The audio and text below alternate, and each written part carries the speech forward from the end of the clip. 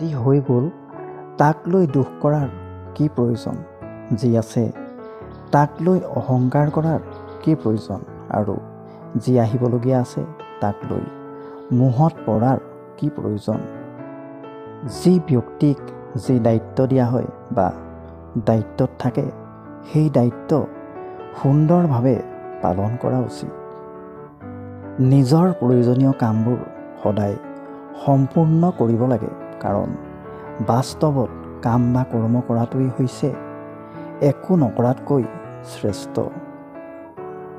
সময়তকৈ আগত পোৱা বস্তুৰ কেতিয়াও মূল্য নাথাকে। সময়তকৈ পিছত পোৱা বস্তুৱে মহত্ব হেৰুৱায়। সেয়েহে সময়ৰ আদৰ কৰক আৰু নিজৰ কামবোৰ সময়ত কৰিবলৈ চেষ্টা কৰক। জীৱনৰ আনন্দ অতীত বা ভৱিষ্যতত নাই, বৰ্তমানক লৈ জীয়াই থকাতহে জীৱনৰ আনন্দ পোৱা যায়। সঠিক কৰ্ম বা কাম সেয়া নহয় যাৰ পৰিণাম সদায় সঠিক হ'ব, বৰং সঠিক কাম সেয়াহে যাৰ উপদেশ কেতিয়াও ভুল নহয়। আপুনি কিহৰ বাবে কান্দিছে? কাৰণ আপুনি যি হেৰুৱাইছে সেয়া কেতিয়াও আপুনি সৃষ্টি কৰা নাই। আজি আপোনাৰ ওচৰত যি আছে সেয়া কাইলৈ আন কাৰোবাৰ হ'ব, কাৰণ এয়া প্ৰকৃতিৰ নিয়ম।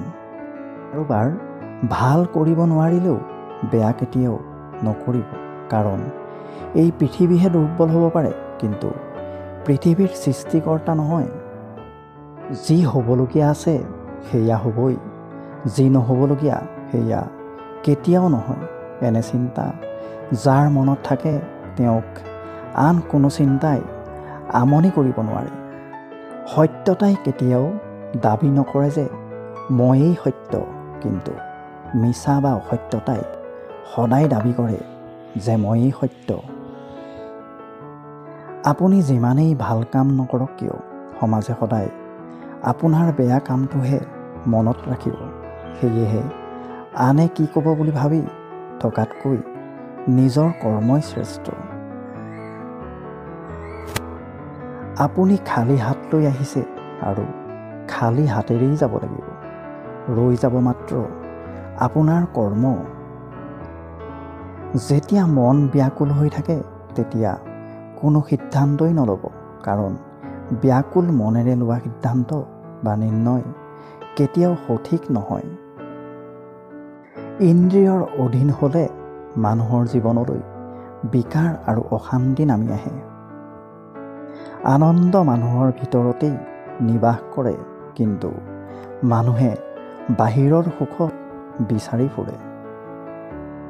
যদি আপুনি আমাৰ ভিডিঅ'টো চাই ভাল পালে লাইক কৰিব, কমেণ্ট কৰিব, আৰু ভৱিষ্যতে এনেধৰণৰ ভিডিঅ' পাই থাকিবলৈ আমাৰ চেনেলটো ছাবস্ক্ৰাইব কৰি দিব। লগতে কাষত থকা বেলটো প্ৰেছ কৰি দিব। ধন্যবাদ।